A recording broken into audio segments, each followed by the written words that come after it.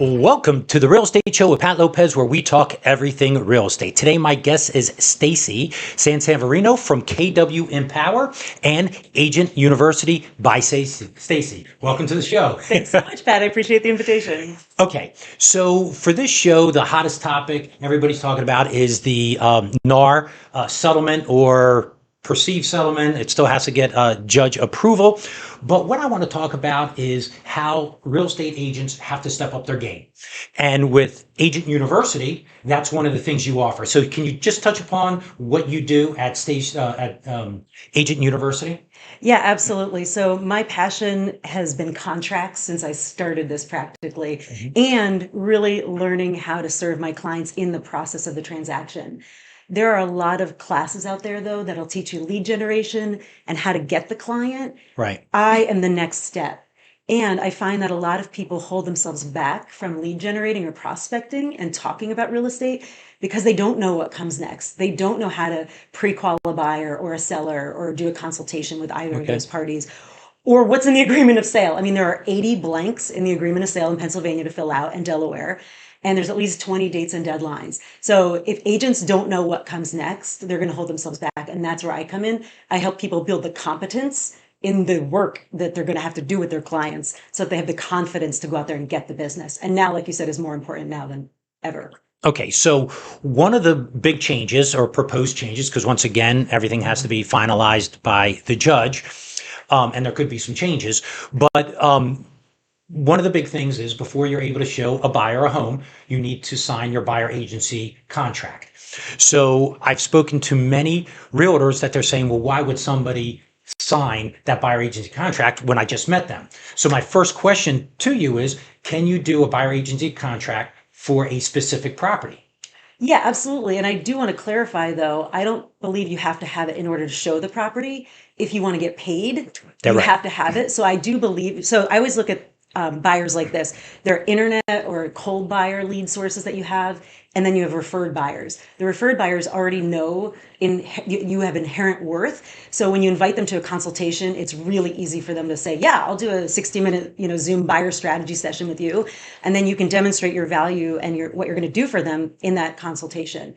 With the Zillow buyers or the buyers that are coming through the internet cold sources, I anticipate buyers will still show properties and they may do impromptu buyer consultations on the spot.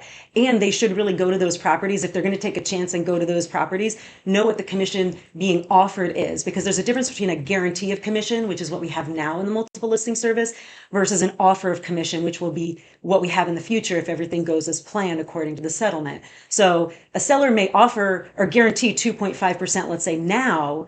In the future, it won't be published in the multiple listing service, and they're offering 2.5 for an acceptable contract. So we will have to negotiate that when we make the offer. So can you imagine how awkward it will be to not have pre-negotiated your payment with that buyer until you go to make that offer? Because let's say the $300,000 seller is offering $500. Right. Now you have to get the buyer to agree to submit your offer on that house with 2.5%.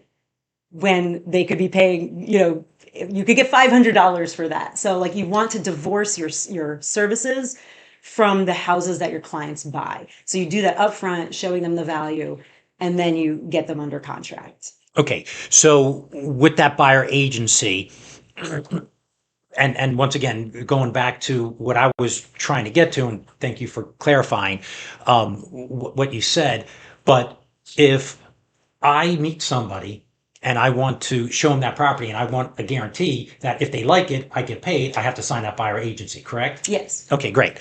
And I could do it for a specific property. Mm-hmm. I can do it for a week. Currently, those are options, and I have not heard changes to those options. Okay. Now, how about a non-exclusive? Can you do a non-exclusive buyer agent? Like, in other words, if you sign it, then it means only the properties I show you, right? Yeah, I think that's by definition, it would be non-exclusive if you are doing it only for those specific properties. And if I'm not mistaken, there is a little checkbox that the buyer is not represented by somebody else. Yeah. Okay. It's already in the contract. Okay. So one of the items which getting compensated and not knowing what you're going to get compensated in the future, that is an issue. But as far as having that conversation and signing a buyer agency, heck, I could do it for one day if I wanted to, or a specific property. So that within itself shouldn't be an issue. The compensation, that's a whole different matter, right? Yeah, Potentially. yeah, getting the buyer agency signed. We have a lot of educating to do because there are buyers out there that always want to go to listing agents no matter what. Right. Their incentive, the listing agent's incentive to now help them will go down dramatically. You know, a seller may negotiate with a buyer's or a listing agent. Hey, I'll pay you 3%, and if you represent the buyer, I'll pay you 1%. And if it's dual agency, in that case, they don't represent anybody. So the alternative that buyers will have moving forward is to basically, I don't know how they're even going to do this. Find out the listing agents for all the properties that they want to see. Right. Because if you go to Zillow or Redfin or, most of those websites are selling the leads to the highest bidding agent. So they're not even going to get in touch with the listing agent. So I really don't know how buyers are going to do this. So hypothetically, let's say they did cultivate, the list of 10 phone numbers for 10 properties. Mm-hmm. Now they have to schedule 10 individual showings for those 10 properties. So imagine maybe it takes them 15 minutes to get there, 15 minutes there, 15 minutes to get home, 45 minutes per each of those showings. So that's 450 minutes versus those 10 I could show you inside of 2.5, 3 hours, just depending on the distance. Right. And I'm there with you the whole time, pointing out those windows are really old. That boiler is really old. Hey, that roof is a 3-ply shingle roof, not architectural shingles. So one of the points of value an agent can have is to know the condition of the home and know the goals of the buyer. And as you're going through the home, have a way of helping match that home to their goals, whether it fits or not, Right. helping them make a good decision. Okay. And then you mentioned in a contract, how many items, can you fill out? I think you said 20 or no, they're so. 80 blanks. Okay. Yeah. I actually have a library of ebooks that I've created, and I have contract lessons for Delaware and Pennsylvania. So there are 80 blanks or more in each of those contracts, and there's at least 20 dates and deadlines. Okay. That was what I heard. Yeah, 20. and 20 dates and deadlines. Yeah. So at the end, we'll put my bit.ly link up for those the library of Right. ebooks so people can get that. Yeah. Okay, great. So if I am a non-represented buyer, because I had a friend who turned around and said, hey, a realtor, all they do is open up a door. Well, that may be one of the things they do, but how do they know? And what are some of the most common things like escalation clauses, appraisal gaps, things like that? Can you talk about those kind of things? And then the deadlines that you mentioned, like how quickly you have to apply for a loan, how quickly you have to do a home inspection and so on. Can you elaborate on some of that kind of stuff? Sure. I mean, honestly, there's a wide array of skill in our industry as it is. So there are a lot of agents that don't even know this stuff right now. So Right. they need to learn this stuff. So obviously a price escalation addendum enables a buyer to hedge their bets. They can offer what they want to offer and then escalate their offer over, the highest offer up to a maximum. Right. And as an agent, I can also calculate, they could actually change their down payment and ensure an appraisal gap, basically without coming to the table with more cash. So a skilled agent knows those things. And a lot of agents, if they come to my training, they will learn those things. Right. They can first see it in my ebooks. And then if they want more help, they can sign up for my monthly program. But a consumer, if agents don't even know, a consumer is certainly not going to know. So in our consultations, we're going to have to explain to them and show them during the consultation things that could come up and things that we're going to help them with. Right. And that's what really boggles the mind when it comes to, somebody turns around and says, hey, and I'm not promoting realtors because there's some good realtors and there's some bad realtors, just like there's bad doctors and bad police and bad loan officers. There's good and bad in every industry, up to a certain percentage, right?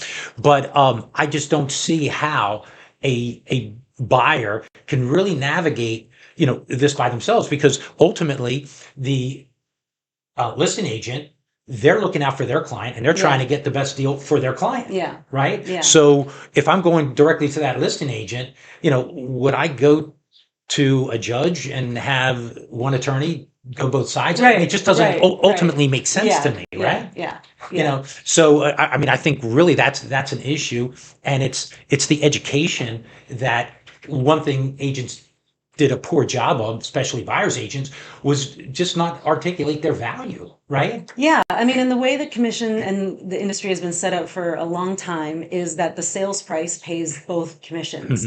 And so basically, the buyers have always been paying the commissions. Nobody talked about it like that. So now we need to educate both buyers and sellers that, the way the industry has historically worked is the buyers are paying both sides of the commission because they pay through the sales price. And that allows them to finance it over 30 years, which could scare some people. So you might not want to add the 30 years. Right. And then, it's the sellers who've historically decided how much. So now, because we're divorcing we're decoupling, the buyer's agent commission from the listing agent commission.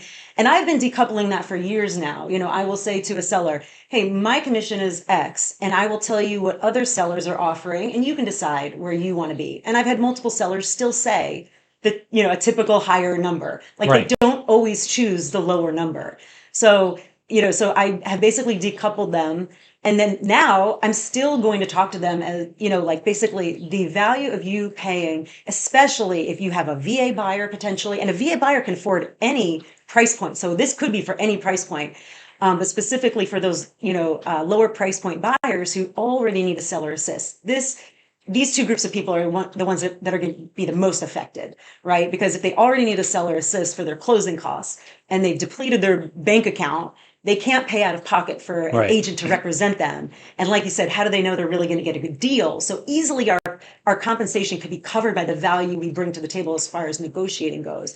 But even if a buyer can pay their agent out of pocket, maybe they've now depleted their savings such that the inspection becomes really contentious. So and I will say all of the comparables currently are going to be, all the properties that are on the market right now are going to be compared to sales that had both sides of the commission in it. Right. And when I, in the future, plan to put offers together, if what's being offered is vastly different from what my buyer and I agreed to, I'm going to be serving those comparables to the listing agent, say, please present this with, and just notice that this was the compensation offered on this one. So this is the value of this home, according to the appraiser, or what, the sold. And then this is what we're offering and why. Right. And if push comes to shove, a seller only has one offer on the table. I'm willing to bet if the listing agent helps them focus on the net price, we will come to terms.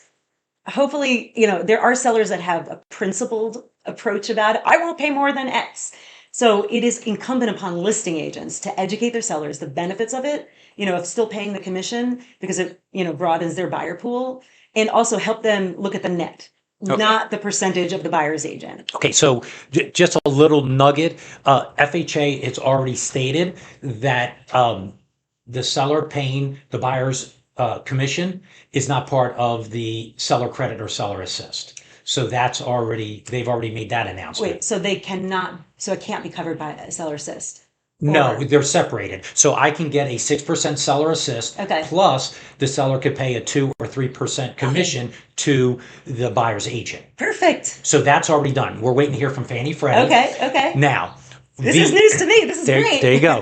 VA, they're really working on VA because the buyer cannot pay a commission. So if the seller doesn't pay that commission, then the VA person is, what's the buyer agent going to do? Work for nothing, and nobody does that. So that's an issue. But I would bet $1 million that will change very quickly because the whole point is to help the veterans. But FHA already came out with that announcement. Perfect. So we're looking for a conventional loan is when you put 5% down or less, it's a 3% seller credit or seller assist. If they put 5% down or more. No, if it's 10%, if it's 5%, or put it this way, if it's less than 10% down, it's a 3% max. If you put 10% down, assist for closing costs. Correct. It's 6%, and if you put more than 25%, it's 9% right now. Right now. So, but I'm thinking that they'll follow suit the way FHA did. That's saying, hey, if somebody's putting 5% down, you can ask for a 3%, seller assist, and the seller can pay the buyer's agent's commission and not be part of that 3%. Yeah, and I'm just thinking for the conventional loan putting 25% down, are they going to get a benefit for putting 25% versus 20 because they could easily then just pay the cash to their agent as opposed to putting more down? So they will get a benefit. Yeah, on the interest rate. there's low level pricing adjustments, Okay. and if you put 25% Yeah. down, you will get it. But I mean, most people don't. But that is a strategy where people have done, where they put the 25% down and then have the seller pay all the closing cost, so it minimizes and they get a better interest rate and that kind of thing. But anyway, so that was one positive that we heard. Now also in the suit, it doesn't prohibit a buyer from a buyer's agent from, when they're putting the offer in, requesting a commission at that point. We're supposed to negotiate it with the offer now. Right. Yeah. Okay. Yeah. So it used to be, at least in Pennsylvania, that you could not negotiate the commission with the offer. You had to do it in advance of the offer. And I don't know if you've ever, well, you probably haven't because you're not an agent. No, I but if you've ever had a for sale by owner sign a commission agreement that was different than what they wanted to pay in advance of getting an offer, I've never been able to do it. Right. It's like nearly impossible. They're like, I want to see the offer. It's like, great. Now we get to put the commission and the offer together and look at the net. Right. And I think I'm so excited that we just talked today, because the whole news about the seller's assist for the commission is great news.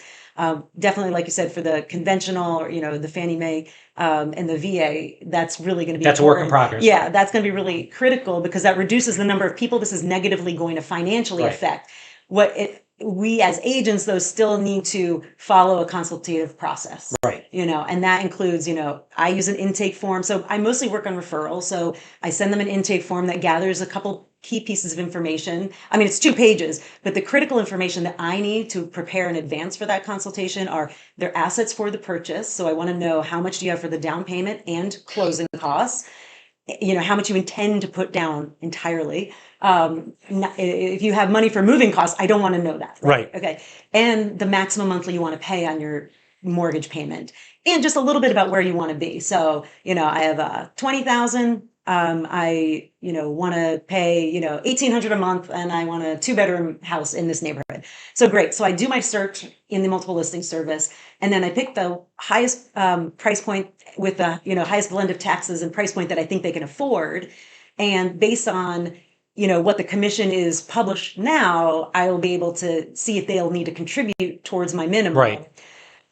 Or in the future to establish that baseline in advance of the consultation, I will reach out to a couple agents and say, what are you offering? What are you offering? What are you offering? And so then I will be able to include that in my estimate. So for example, this past week, I had my first buyer consult where I had to discuss the NAR settlement that's proposed. And I had the closing cost estimate. I had included $2,000 and $2,500 for additional commission, because that's basically where his price point was yielding. And so I went over line by line and said the commission. I was like, we will go over that in a minute, because that's going to be a longer conversation. Right. And then, so now he knows everything that it's going to cost. How does that look? Bottom line, out of pocket. Yeah, that's great. How does that monthly payment look? Yeah, that's great. So now I've got an agreement that he can afford to pay the commission to meet my minimum. And then in my buyer consultation process, in addition to reviewing his timeline, his goals, motivation, where he wants to be, financial scenarios, I'm always going to ask at the bottom, what would it take to make this a great experience for you, such that I earn all your referrals and a 5-star Google and Zillow review. Right. And so usually they'll say, help me find the right house, handhold, don't pressure me, negotiate paperwork, whatever they say. So throughout my consultation, I'm weaving in stories about how I can do that for them without directly addressing those things. So by the time we get to the end, I say, okay, great. These were the things that you said you wanted. Do you want to add anything? Right. How do you think do you think we're a good fit? Yes. Okay, great. Well, in order to go see houses, we've got 2 things we need to do. Number 1, we need to get you pre-approved with a lender so that we only show you houses that you can afford. And number 2, we need to sign the state mandated agency paperwork that puts me to work for you. Right. Essentially putting your interests and needs I'm the fiduciary, puts your interests and needs above anybody else, even mine, in the transaction. Ready to go? Okay, great. All right, let's get back to the commission. Right. And then I say, this is like totally new, and I'm working out my language for this. Hey, have you heard about the National Association of Realtor lawsuit? And you always want to use the full names of things, because people don't necessarily know what NAR or MLS is.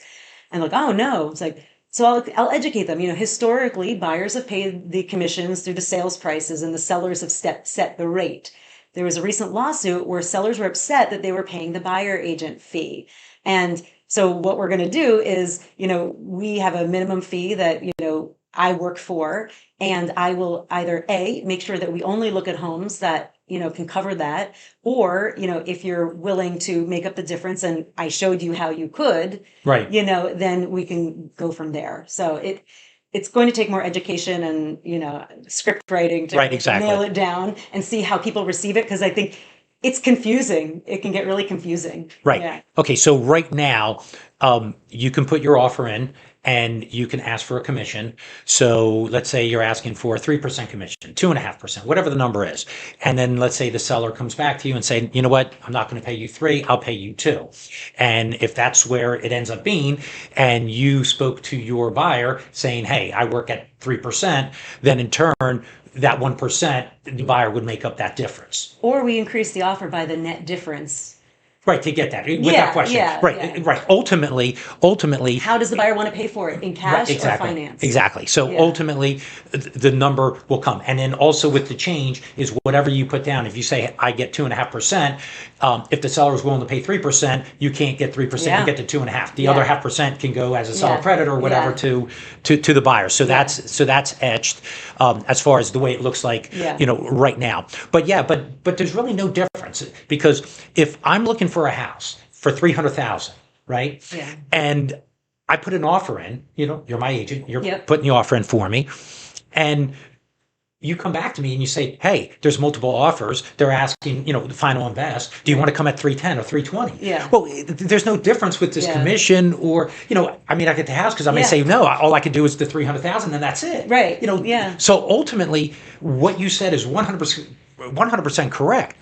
The buyers always paid the commissions because they're the ones who went to the bank, got the loan, gave it to the seller, so the seller, exactly could divvy up the money, right? Yeah. Okay, so I'm just thinking to myself, I'm not crazy here, right? It's no matter what, you don't always win a deal, right? Correct. Somebody else could outbid you, right? Yeah, absolutely. So ultimately that's really not a difference, or for whatever reason the seller says I'm not paying anything, right? Well, at that point you're going to go back and say, hey, this. $5,000, $10,000, whatever the number is. If you really love this house, the seller is dead set. They're not paying anything. Do you want to make up that difference? Or once again, what you said, hey, let's offer 310 and see if I can, chisel some money out. Yeah. That kind of thing, right? Yeah. So it's just negotiation. Yeah. So, it's easy to see why we've all been running around with like chickens with our heads cut off, because it's all so new and it's going to change the industry for sure. Really what it does is it benefits those buyer's agents who've always had a consultative process, because now you just have to insert this additional conversation. You've been demonstrating your worth this whole time, for your whole career perhaps. And we just need to speak confidently and, matter of fact about it. Right. We just had to keep the emotion out of it and just say, hey, this is how it's always been. These are the changes. We're going to work. It's not that what I get paid changes so much as the mechanics of how I get paid. Correct. Yeah. Right. And then also, if I'm a listing agent, 70%, 75%, whatever the statistics are, of sellers are buyers. I know. So, and if I'm selling a house for $300,000 and I'm buying a $600,000 house, well, if I'm not playing ball up to an extent, it's costing me more money. Yes. So that's the craziness of the whole thing. Exactly. Were the sellers in this lawsuit not also buyers? Exactly. Were they not also buyers? Yeah. This is an industry unlike any other. Like, it makes sense that if I have a lawsuit against somebody, of course our representation is going to be different. Most people don't need to go to court. Right. Most people, so far as I know, do need housing. Not everybody is an owner and not every seller is a buyer, but most are. And when we are financing the representation, the professional fees and the closing costs with the life of the loan. Right. It's just the way we make it work in modern day. Right. Okay. So the keys from what I'm hearing here is cream rises at the top. If you're good, you're talented, and you're willing to work hard, you're going to succeed. Yeah. So you need the tools. So understanding that contract, understanding the 80, spots where you can have fill in the blanks and the 20 things that you negotiate, and understanding acceleration clauses and understanding how to do a CMA and all this kind of stuff that you need to do. You need to be great at it because you need to show your buyer that you're worth it. And guess what? What happens if you save? Because another statistics, in between the time of the year, 30 to 40% of all listings have a price reduction. So how do you know if I'm a buyer, if I'm paying before that price reduction's coming in, and who's consulting me? Because if I go to you, you may save me $20,000 in the sale price potentially because you're saying, hey, this is crazy high. You know, don't even go there. Matter of fact, I have a client right now that is offering $25,000 less because the house has been on the market for 60 days, and they're saying, hey, their agent is saying, no, it's not worth that. Do you know what I mean? Like if you didn't have, how would you know what a house is worth? Yeah, I mean, and another point, I'm literally negotiating right now a sewer inspection that's minimally going to be 10 grand, maximum 20 grand. I'm on the buy side. If you go directly to a listing agent, I almost think it's malpractice to suggest a buyer get a sewer line video. Most buyers don't even know about a sewer line video, and they certainly don't know about the insurance that you could get later.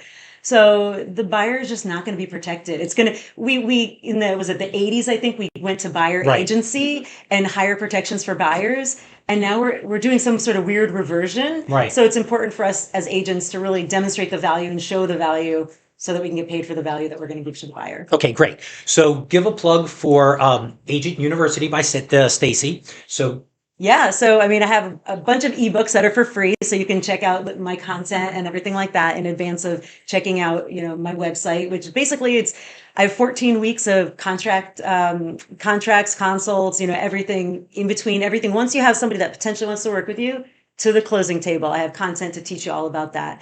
And it's online, virtual, supported by a weekly Zoom. And it's month to month, so if you're not doing the work, I don't want you to be paying the money. So, and then the other thing I'm doing CE credits. Go ahead. I am teaching continuing education this year, and I'm really excited about it because I love learning. And I don't know about you, but when I was in the dentist office as a kid, I always loved playing highlights in the magazine. You remember that book? So it's like we're going to be doing a scavenger hunt in the agreement of sale. So like with the timeline, but like, all right, what paragraph has this deadline? You know, this obscure deadline that may come up once, but it's important to know because that might be the reason you keep a deal together. We're going to be talking about the money and the condition like never before. There are 4 obvious paragraphs, but there are about 10 or 12 paragraphs that actually discuss everything relating to that. So we're really going to dig deep.